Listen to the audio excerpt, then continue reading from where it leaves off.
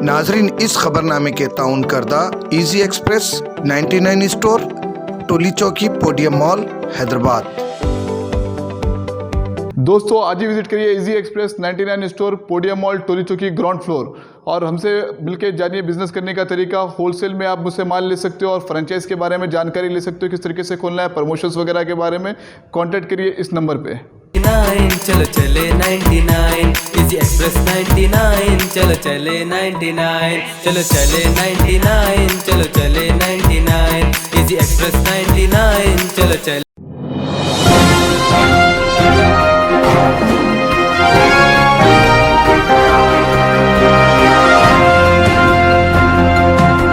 अस्सलाम वालेकुम नाजरीन, मैं हूं अब्दुल अयाज़। आइए देखते हैं आज का खबरनामा। रिंकू शर्मा के कत्ल को लेकर बीजेपी की जानिब से और गोशामेल बीजेपी एमएलए राजा सिंह की जानिब से इस वाक़े को फ़िरक़ा वाराना रंग दिया जा रहा है। हालांकि रिंकू शर्मा का कत्ल उसी के दोस्त ने किया।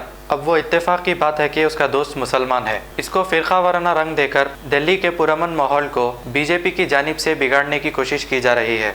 आइए देखते हैं ये रिपोर्ट। दिल्ली में एक और हिंदू का कत्ल।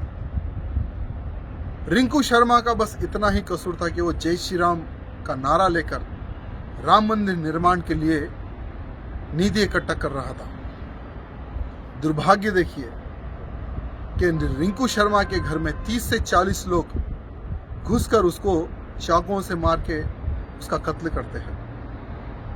यह बहुत ही शर्मनाक बात है।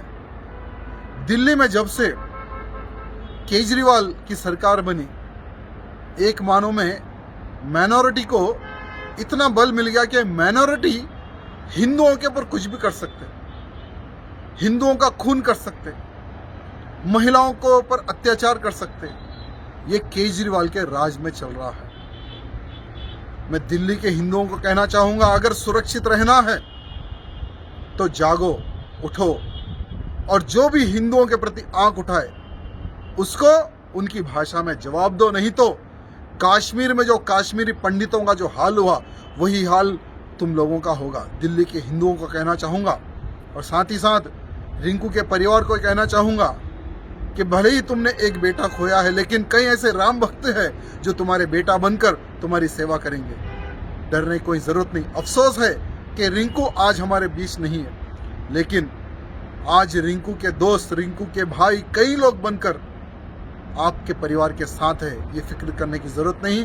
साथ ही साथ मैं दिल्ली की पुलिस को कहना चाहूंगा कि रिंकू के जितने भी हत्यारे हैं, जो 30 से 40 लोग जो भी इन्वॉल्व थे इस मर्डर केस में, सबके सब लोगों को पकड़े और उनको फांसी मिले, या नहीं तो अगर हमारे हाथ को मिलेंगे तो सोचो क्या होगा इन गद्दारों का। क्योंकि आज का हिंदू जागा हुआ है, सोया हुआ नहीं है। ये दिल्ली की पुलिस को मैं बताना चाहूंगा।